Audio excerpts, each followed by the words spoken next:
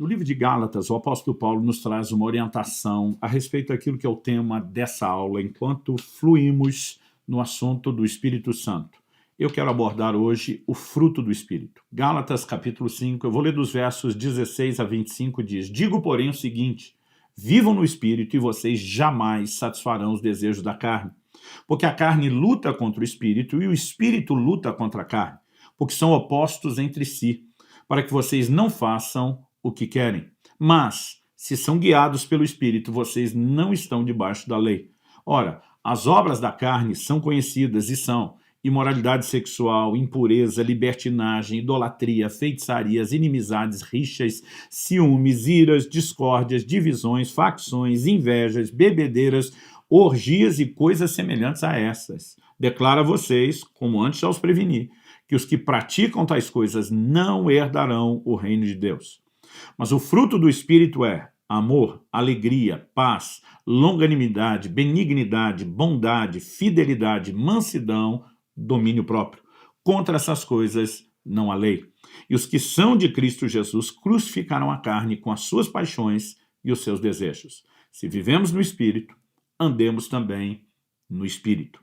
Bom, vamos falar a respeito dessa menção de Paulo, que é um contraste. De um lado, obras da carne, do outro lado, o fruto do Espírito. Ambos estão relacionados ao comportamento e ambos também dizem respeito a uma natureza. Essas duas coisas não podem ser ignoradas e o fruto do Espírito não pode ser abordado em nenhuma outra perspectiva que não seja a do contexto, do contraste com as obras da carne. Em primeiro lugar, eu quero destacar essa ideia de fruto, né? Vamos falar aqui sobre frutificação. Por quê? A vida com Cristo, ela tem essa marca da frutificação. Isso também não pode ser ignorado. Em João, no capítulo 15, de 1 a 8, nós vemos o próprio Jesus falando: eu sou a videira verdadeira e o meu pai é o lavrador. Todo ramo que estando em mim não der fruto, ele o corta. E todo o que dá fruto, ele limpa, para que produza mais fruto ainda.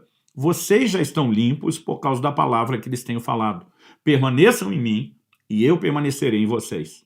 Como o ramo não pode produzir fruto de si mesmo, se não permanecer na videira, assim vocês não podem dar fruto se não permanecerem em mim. Eu sou a videira, vocês são os ramos. Quem permanece em mim e eu nele, esse dá muito fruto, porque sem mim vocês não podem fazer nada. Se alguém não permanecer em mim, será lançado fora, à semelhança do ramo, e secará. E o apanham, o lançam no fogo e o queimam. Se permanecerem em mim, as minhas palavras permanecerem em vocês, pedirão o que quiserem e lhes será feito. Nisso é glorificado meu Pai, que vocês deem muito fruto, e assim mostrarão que são meus discípulos. ênfase ao verso final. Nisso é glorificado meu Pai, que vocês deem muito fruto, não só fruto, muito fruto. E assim mostrarão que são meus discípulos. Portanto, a vida com Cristo, ela tem a marca da frutificação, né? Dar frutos é a meta, é a missão que cada um de nós tem, é a expectativa que ele estabeleceu, é o resultado do fluir da vida dele, da seiva dele, por assim dizer, em nós. E a Bíblia diz que quem não dá fruto, né, o ramo que não dá fruto, ele corta, esse ramo vai ser secado, vai ser, né, lançado fora, vai ser queimado no fogo, ou seja, não há perspectiva de pensar numa vida cristã que não tem a marca de frutos. Agora, dito isso, a segunda coisa que nós precisamos destacar é que na Bíblia a ideia de fruto está relacionada com a natureza da árvore. Olha o que Jesus diz também em Mateus, no capítulo 7, dos versos 15 a 20. Cuidado com os falsos profetas, que se apresentam a vocês disfarçados de ovelhas, mas por dentro são lobos vorazes. Pelos seus frutos vocês os conhecerão. Essa frase é importantíssima. Pelos seus frutos vocês os conhecerão. Por acaso se colhem uvas de espinheiros ou figos de ervas daninhas? Assim toda árvore boa produz frutos bons, porém a árvore má produz frutos maus. A árvore boa não pode produzir frutos maus, e a árvore má não pode produzir frutos bons. Toda árvore que não produz bom fruto é cortada e jogada no fogo. Assim, pois, pelos seus frutos vocês os conhecerão. Aqui Jesus nos dá a capacidade de não só entender qual é a árvore, e ele não está falando sobre julgamento, ele está falando sobre evidência. E diz, pelo fruto você conhece a árvore. A árvore boa não dá fruto ruim, a árvore má não dá fruto bom, né? Pelo contrário, a árvore boa dá fruto bom e a árvore má dá um fruto ruim ou um fruto mau. Então, isso é um padrão, porque o fruto está relacionado com a natureza da árvore. Então, por exemplo, você não vai colher goiaba num limoeiro, você não vai colher manga, por exemplo, num pé de maracujá. Então, essa lógica ela se sustenta não só sobre o tipo de fruto combinando com a árvore, mas inclusive a qualidade do fruto combinando com a qualidade da árvore. E nós vamos falar disso porque a discussão que Paulo está trabalhando no livro de Gálatas diz respeito a essas questões de natureza, né? Ele diz, se vocês andarem no Espírito, né, viverem no Espírito, vocês jamais vão satisfazer os desejos da carne. E aqui eu quero chamar a sua atenção para algo. No verso 16 de Gálatas 5, a palavra Espírito ela aparece com E maiúsculo, o que normalmente é uma alusão à pessoa do Espírito Santo. Agora, um comentário eu acredito que cabe e é importante aqui. A palavra traduzida como espírito, não importa se fala do Espírito de Deus, se fala de um anjo, se fala do espírito do homem ou mesmo de um espírito maligno, a palavra usada para indicar espírito lá no original grego, no koineu grego antigo, a língua em que o Novo Testamento foi escrito, é sempre a mesma, é a palavra pneuma. Como nós sabemos se a referência diz respeito ao Espírito Santo ou algum outro tipo de espírito? Normalmente, por algum adjetivo, por algum acréscimo que está lá, né? Então, por exemplo, em Romanos, no capítulo 8, no verso 16, o apóstolo Paulo diz assim, o Espírito testifica com o nosso Espírito que nós somos filhos de Deus. Lá, a primeira expressão Espírito, do verso 16 de Romanos 8, está com E maiúsculo, né? E depois, com o nosso Espírito, com E minúsculo, até porque nós está falando do Espírito humano. Como é que sabemos que aquela palavra que aparece com E maiúsculo merecia um E maiúsculo? Porque é um contexto. 2 versículos antes, em Romanos 8,14, Paulo diz, os que são guiados pelo Espírito de Deus. Então, a palavra pneuma vem acompanhado de uma definição que é o de Deus. Então, esses são filhos de Deus. Aí, na sequência do raciocínio, o Espírito qual? O que ele está falando de Deus, testifica com o nosso, que também está fácil de distinguir. Então, o tradutor vai lá e faz uma distinção que não existe no original, um E maiúsculo, para que a gente entenda que está falando do Espírito Santo. Agora, a pergunta é, aqui em Gálatas 5,16, nós temos alguma coisa que defina, ou mesmo lá em Romanos, por exemplo, 8, né, que defina que todo E maiúsculo se justifica? E eu vou dizer não só a minha opinião, mas em nome de muitos outros estudiosos, não. Porque na linguagem de Paulo, seja em Romanos ou em Gálatas, que é onde ele mais vai usar isso, ele vai falar muito de carne e espírito para falar de velha e nova natureza. Nós precisamos entender que quando ele fala de velha natureza, ele está pegando todo o contexto construído com clareza a partir de Romanos 5, né, que a queda, o pecado original de Adão passou para todos os homens, e há o que ele chama em Romanos 7 e mesmo 8 de carne pecaminosa ou pecado que habita em nós. Ele está falando de um problema de natureza. Por que é que Jesus disse a Nicodemos que nós precisamos de um novo nascimento? Né? Jesus diz, o que é nascido da carne é carne, o que é nascido do Espírito é Espírito. Então, obviamente, nascemos do Espírito de Deus e somos seres espirituais. Paulo diz, o que se une ao Senhor é um só Espírito com Ele. Jesus diz em João 4, Deus é Espírito, importa que seus adoradores o adorem em Espírito, porque comungamos com Deus, que é Espírito, no nível do nosso Espírito. O que nasce de novo é o nosso Espírito. E o nosso Espírito recriado, que recebe a nova natureza, a natureza de Deus, ele ainda habita numa carne corrompida, que Paulo em Romanos 8 chama de cativeiro da corrupção. Imagine isso como uma gaiola que prende, que muitas vezes tenta sufocar a nova natureza. E existe uma briga, um conflito. Paulo vai explicar isso no verso 17. A carne luta contra o Espírito luta contra a carne. De novo, E maiúsculo. Gente, se fosse o Espírito Santo, ele sozinho brigando contra a carne, era para a carne estar ganhando de goleada? É nunca. Então, nós vamos entender que a ênfase fala do nosso espírito. Agora, o nosso espírito só tem uma nova natureza, porque nasceu do Espírito Santo, recebe da vida e da virtude dele, e é pela presença, o poder e a habitação dele que pode produzir o fruto. Então, não seria errado dizer que o fruto do Espírito é o fruto do espírito humano renascido. Mas como isso provém da nova natureza, que por sua vez está relacionada à habitação do Espírito Santo, nós, quando falamos do fruto do Espírito, estamos nos referindo não meramente ao espírito humano, mas ao poder de operação do Espírito Santo no espírito humano.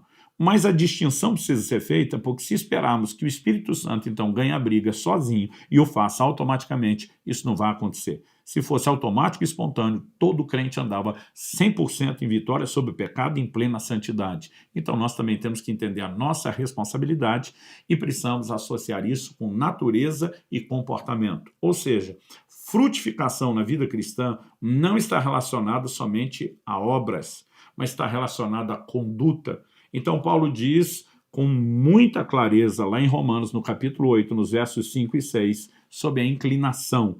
Ele diz, os que se inclinam para a carne cogitam das coisas da carne, mas os que se inclinam para o Espírito, das coisas do Espírito, porque o pendor da carne dá para a morte, mas o do Espírito para a vida e paz. Então, precisamos fazer uma escolha de a qual natureza vamos nos devotar, porque a qual nós mais nos devotamos permite que haja controle e influência sobre a nossa vida. Quando falamos sobre frutificação, além de mencionar a questão da natureza, há uma outra figura profética que não pode ser deixada aqui de fora, né? Por quê?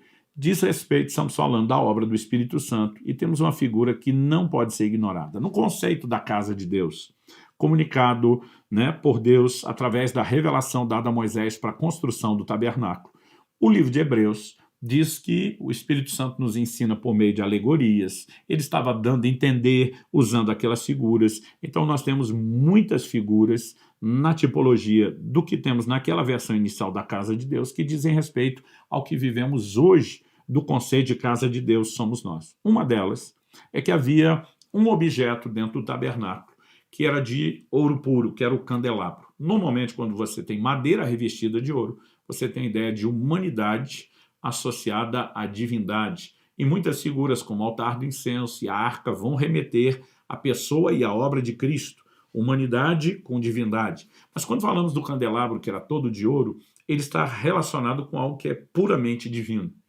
O candelabro, Deus disse a Moisés que ele tinha que seguir as especificações à risca. Então ele tinha uma haste central, dessa haste central saíam 3 braços de um lado, 3 braços do outro lado, formando um candeeiro, um candelabro com 7 lâmpadas, mas sendo uma única peça. O curioso é que Deus deu detalhes, dizendo, olha, essa lâmpada vai ter que ser mantida acesa continuamente, os sacerdotes têm que dar manutenção ao entardecer e depois ao amanhecer, porque durante a noite ela tinha que permanecer, né, acesa, não poderia se apagar. E você percebe que há uma relação feita na Bíblia entre o candelabro e a pessoa do Espírito Santo. Olha o que diz Zacarias capítulo 4, de 1 a 6. O anjo que falava comigo voltou e me despertou, como se desperta alguém do sono. Ele me perguntou, o que você está vendo? Respondi, vejo um candelabro todo de ouro e um vaso de azeite em cima com as suas 7 lâmpadas e 7 tubos, uma para cada uma das lâmpadas que estão em cima do candelabro. Junto ao candelabro vejo 2 oliveiras, uma à direita do vaso de azeite e outra à sua esquerda. Então perguntei ao anjo que falava comigo, meu senhor, o que é isso? O anjo que falava comigo disse, você não sabe o que é isso? Respondi, não, meu senhor. Ele prosseguiu e me disse, essa é a palavra do senhor a Zorobabel, então governador de Judá na época do pós-exílio de Babilônia. Essa é a palavra do senhor a Zorobabel, não por força nem por poder, mas pelo meu espírito, diz o Senhor dos Exércitos. O próprio Deus faz uma relação entre a figura do candelabro e a ação do Espírito Santo. Além disso, em 1 Tessalonicenses, no capítulo 5, no verso 19, Paulo diz, não apaguem o Espírito, da mesma forma como o candelabro não podia ser apagado. Ou seja, há várias associações. Estou dizendo isso porque aquela haste central da figura que representa não só a pessoa, mas a obra do Espírito, de onde saía 3 braços para cada lado, Deus disse o que deveria constar em cada um dos 3 braços de cada lado, obviamente, além da descrição de como seria a haste central. Em cada um dos 3 braços, o que para mim dá uma visão de equilíbrio, né? Havia 3 braços com 3 lâmpadas de um lado, 3 braços com 3 lâmpadas do outro. O Senhor diz, vai haver 3 amêndoas em cada braço. E a amêndoa também é uma figura de frutificação, estamos falando disso, né? Então, por exemplo, quando a vara de Arão floresceu, não apenas floresceu, a Bíblia diz produziu amêndoas maduras, Em Jeremias 1,12, Deus pergunta ao profeta, o que é que você vê? Ele responde, uma vara de amendoeiro. No verso 12, o Senhor diz, viste bem, porque eu, Senhor, velo sobre a minha palavra para fazê-la cumprir. A frutificação da palavra está associada a essas amêndoas. Ou seja, nós temos 3 amêndoas em cada braço, 9 de um lado, 3 amêndoas em cada braço, 9 do outro. O que para mim dá uma visão de equilíbrio entre 2 aspectos de frutificação que ficaram claros ligados à pessoa e à obra do Espírito Santo no Novo Testamento. O fruto do Espírito tem 9 características. Os dons do Espírito são apresentados como 9 manifestações, né? Interessante que muitos estudiosos dizem, tanto um como o outro, a gente pode juntar em grupos de 3 que se combinam muito bem. Nós precisamos, de fato, conseguir entender e mensurar essa ideia de frutificação ligada à natureza, a ação do Espírito Santo em nós, para que haja governo da nova natureza, mas também a figura do candelabro. Então, dito isso, em segundo lugar, eu quero enfatizar aquilo que Paulo vai descrever aqui sobre o fruto do Espírito. E eu quero começar destacando o fruto do Espírito do jeito que a Bíblia apresenta, no singular. O fruto é diferente de os frutos. Eu tenho visto muita gente, às vezes, comentando, aí eu preciso melhorar no desenvolvimento dos frutos do Espírito. Eu digo, a Bíblia não fala dos frutos, ela fala o fruto, é um só. Agora, eu diria que a semelhança de uma tangerina, de uma mexerica, é como se o único fruto, a gente pudesse referir a ele como 9 gomos. Ou seja, nós não podemos imaginar uma parte crescendo e se desenvolvendo e outra não. Nós precisamos entender que é um combo, é um pacote completo. E aqui, 9 aspectos, ou eu chamaria 9 gomos distintos, são mencionados como sendo parte do fruto do Espírito. Então, quando a gente pega aqui os versículos, né, de Gálatas 5 que nós lemos, a partir do verso 22 e 23, mas o fruto do Espírito é amor, alegria, paz, longanimidade, benignidade, bondade, fidelidade, mansidão, domínio próprio. Nós temos as 9 características ou os 9 gomos do fruto do Espírito, né? Então vamos lá, a título de curiosidade. Quando a Bíblia fala a respeito do amor, eu vou seguir a ordem que Paulo apresentou aqui, né? Não que necessariamente a gente tenha a tratar como ordem de importância, mas em vários dos ensinos de Paulo, o amor está acima de outras características e virtudes são mencionadas. No grego, é a palavra ágape. Ela muitas vezes é apresentada, né, só com o conceito geral de amor, mas às vezes fala de boa vontade, fala de benevolência, às vezes era usado para falar de alguns banquetes festivos. Alguns sugerem a possibilidade de uma ideia de amor sacrificial, mas nem todos os léxicos concordam com isso. Para alguns é apenas amor fraternal, de irmão, embora no grego há uma outra palavra para isso, né, que é filéu, né? Então, esse sim é considerado principalmente a essência do significado, né, do amor de irmão. E João, no capítulo 13, no verso 34 e 35, nós temos uma declaração muito direta de Jesus. Quando Nosso Senhor diz, um novo mandamento vos dou, né? E ele pontua, né? Eu lhes dou um novo mandamento, que vocês amem uns aos outros, assim como eu os amei, que também vocês amem uns aos outros. Nisto todos conhecerão que vocês são meus discípulos, se tiverem amor uns pelos outros. Então a gente diz que o próprio Senhor disse, pelo fruto se conhece a árvore. Ele diz, para saberem que vocês são meus discípulos, é só, né, observarem o amor. E Romanos 5,5 diz que o amor de Deus é derramado em nosso coração pelo Espírito Santo que nos foi dado. Então precisamos entender que essa nova natureza, ela é alimentada com a presença, né, e com os recursos que procedem do próprio Espírito Santo para que a gente seja capacitado a andar em amor. A Bíblia também fala a respeito da alegria. No grego a palavra é chara, significa alegria, satisfação, causa ou ocasião de alegria, e muitos textos vão relacionar a alegria com a presença de Deus. Salmo 16:11 diz, na tua presença, plenitude de alegria, né? Há outros textos, como, por exemplo, Atos capítulo 13, verso 52, eu particularmente gosto muito dessa definição, quando a Bíblia fala dessa característica dos discípulos, diz que eles estavam cheios de alegria e do Espírito Santo. Romanos 14:17 diz que o reino de Deus não é comida nem bebida, mas ele é justiça, ele é paz e ele é alegria no Espírito Santo. O próprio Jesus diz em João, no capítulo 15, no verso 11, o seguinte: tenho-lhes dito essas coisas para que a minha alegria esteja em vocês e a alegria de vocês seja completa. Quando ele diz minha alegria de vocês, ele distingue a alegria natural de alegria espiritual, e ele diz a minha é a espiritual. A Bíblia também fala, em terceiro lugar, da paz. No grego, a palavra eirene significa estado de tranquilidade nacional, ausência de devastação e destruição da guerra, paz entre indivíduos, às vezes apresentado para falar de harmonia, de concórdia, de segurança, né? de prosperidade, de felicidade, pois paz e harmonia fazem e mantêm as coisas seguras e prósperas. Aliás, a palavra, né, do hebraico no Antigo Testamento, shalom, traduzida para paz, também significa bem-estar total e prosperidade, né? E há vários textos onde lemos sobre isso. Em João 14, 27, o Senhor Jesus vai falar a respeito da sua paz, né? Eu particularmente amo essa definição bíblica. Deixo com vocês a paz, a minha paz lhes dou, não lhes dou a paz como o mundo a dá. Que o coração de vocês não fique angustiado e nem com medo. Né? Então, essa paz dele, ela não é necessariamente circunstancial, porque senão não haveria necessidade de falar sobre não ter medo, o que normalmente vem, né, das circunstâncias, mas é uma paz interior que nos governa. Em Filipenses, no capítulo 4 e no versículo 7, a mesma Bíblia que nos orienta a não andar ansiosos por coisa alguma, no versículo anterior, mas fazer tudo conhecido diante de Deus por meio da oração, diz, e a paz de Deus, que excede todo entendimento, guardará o coração e a mente de vocês em Cristo Jesus. Ou seja, não é paz ocasional, é uma paz que atua o tempo todo, guarda a nossa forma de pensar, guarda o nosso coração, guarda os nossos sentimentos, isso é fruto do Espírito. Também temos a longanimidade, que aparece em quarto lugar, do grego macrotomia, ela significa paciência, tolerância, constância, firmeza, perseverança, né? E a palavra de Deus diz em Hebreus, no capítulo 6 e no verso 12, a respeito dessa paciência ou dessa, né, que alguns chamam de longanimidade. Hebreus capítulo 6, verso 12 diz assim, para que não se tornem preguiçosos, mas imitadores daqueles que pela fé e paciência herdam as promessas.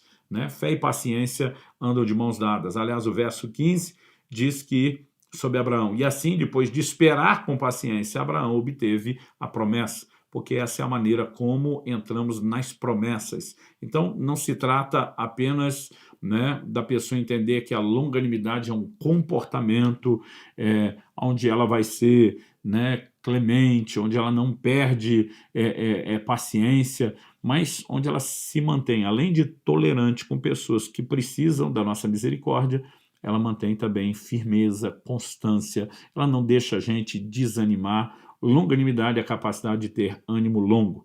Na sequência, nós temos benignidade, do grego Krestotes, né? Essa palavra está relacionada não só com benignidade, mas também com integridade e até bondade, no sentido um pouco mais, digamos, moral. Né? Interessante porque também temos a palavra bondade, que aparece como fruto do Espírito.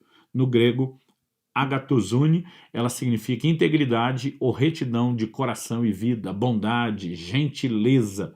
Tá? Então, alguns comentaristas apontam que o significado das palavras benignidade e bondade são muito parecidos. E alguns estudiosos definem a primeira, benignidade, como uma qualidade do coração e da emoção, e a segunda como uma qualidade da conduta e da ação. A verdade é que estamos falando de coisas complementares e vários textos bíblicos vão nos mostrar a importância de ambas. Também temos fidelidade. No grego é a palavra pistes, né? E aqui, nessa sétima característica, nós podemos também reconhecer algo. Algumas traduções mais clássicas antigas, em vez de fidelidade, traduziram fé. Né? A palavra pistes significa convicção da verdade de algo, fé. Né? Então, muitos textos bíblicos que vão falar, né, a respeito de alguém que foi encontrado fiel, que é a característica daquele que tem fé. Né? Então, a palavra que vai aparecer é exatamente essa.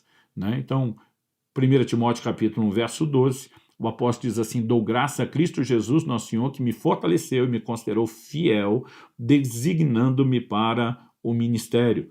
Em 2 Timóteo, no capítulo 2, no verso 2, Paulo também diz, ó, que você recebeu de mim, transmite a homens idôneos, né, que também, ou fiéis, que possam ensinar outros. Então, são aqueles que têm e preservam a fé e essa característica de não se desviar dela, conservar sua fidelidade. Temos a palavra mansidão, que ela também é do grupo das palavras relacionadas com bondade, no grego praotes, significa gentileza.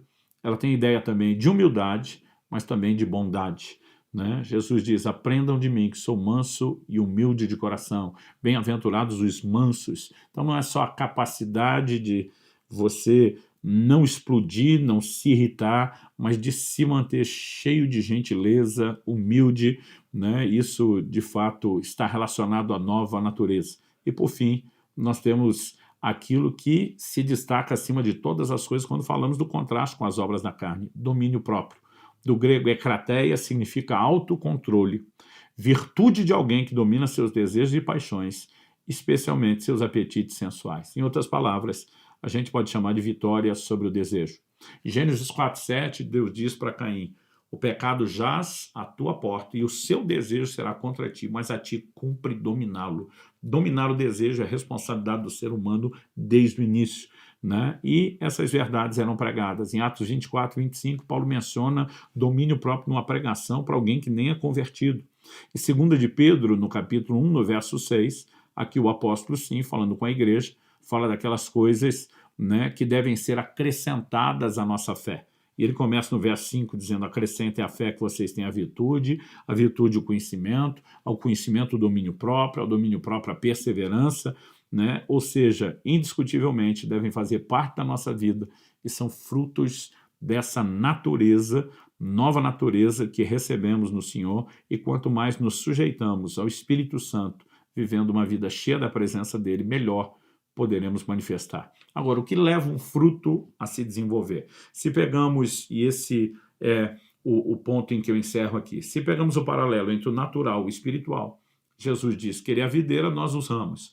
Ou seja, o fruto aparece nos ramos, mas só é possível pelo fluir da seiva que vem da árvore. É por isso que Jesus diz em João 15:5, sem mim nada podeis fazer. Eu e você precisamos de Jesus até para viver como discípulos de Jesus, e o principal, alimentar um relacionamento com ele, cultivar a nova natureza que emana dele, né, por meio de uma vida cheia do Espírito Santo. Alguns fatores contribuem para o desenvolvimento do fruto, quando falamos do paralelo natural, um deles é a água. Quanto mais regada, né, maior o potencial de frutificação da árvore. E acredito que isso figura a palavra de Deus, e quanto mais nos enchemos dela, mais fértil o nosso coração se torna. Mas a Bíblia também fala do tipo de terra. Em Mateus 13, Jesus, na parábola do semeador, né, fala de sementes que vão ter uma produtividade diferente em contextos de solo diferente. Isso fala da forma como ouvimos a palavra, como correspondemos a ela, como nos deixamos ou não ser trabalhados pelo Espírito Santo. Aqui eu também encerro falando da importância das disciplinas espirituais na vida do cristão. Elas, ao longo da história, não têm sido consideradas, pelo menos não pelos que tinham maturidade no entendimento bíblico, obras de mérito, mas práticas que nos permitem nos manter conscientes da nova natureza. Então, quando gastamos tempo com a palavra, estamos alimentando a consciência das verdades da nova criação. Quando gastamos tempo em devoção, adorando a Deus, a Bíblia diz que Deus habita no meio dos louvores, né? Paulo escreve aos Efésios, diz, não vos embriaguem com vinho no qual há dissolução, que dá vazão à carne, mas encham-se do Espírito. Como? Falando entre vós com salmos, hinos. Enquanto eu e você estamos adorando, estamos nos expondo ao enchimento do Espírito Santo, no ambiente de oração, né? Nossa carne, ela está sendo mortificada, mas uma consciência espiritual pela aproximação de Deus está sendo desenvolvida. Por meio do jejum, um ato deliberado de mortificação da carne, seguido da sua irmã gêmea, a oração, estamos desenvolvendo a consciência da nova natureza, e essas disciplinas nos ajudam na sujeição a Deus, à sua presença, ao governo do seu Espírito em nós e à manifestação da nova natureza. De tempos em tempos, precisamos pegar essa lista, né, das características do fruto e avaliar. Estou andando em amor? Estou manifestando alegria? Né? Estou andando em paz? Né? Cada uma delas. Estou andando no domínio próprio, manifestando bondade, benignidade, mansidão, fidelidade, porque esse questionamento, né, nos ajuda a avaliar se estamos nos sujeitando como deveríamos. A constatação negativa, né, de que não estamos deve nos levar ao arrependimento e não ao desânimo, ao conserto e não ao distanciamento de Deus, à busca dos seus recursos para que o quadro seja revertido e para que essas características sejam vistas em nós. Principalmente no meio pentecostal, se enfatiza muito o poder dos dons e muito pouco o poder que transforma caráter. É por isso que antes mesmo de falar dos dons, o que farei nas próximas aulas, nós estamos enfatizando aquilo que diz respeito à manifestação do caráter, da natureza de Jesus em nós, porque é isso que o Espírito Santo veio fazer. Segundo aos Coríntios 3,18, diz que ele nos transforma de glória em glória na imagem do Senhor Jesus. O poder dele não se limita a milagres e sinais externos, mas começa pela transformação interna. Que Deus nos ajude, por meio da sua graça e entendimento da palavra, expor-nos a ele esse processo, que ele traga glória e que manifeste a beleza de Jesus em nós.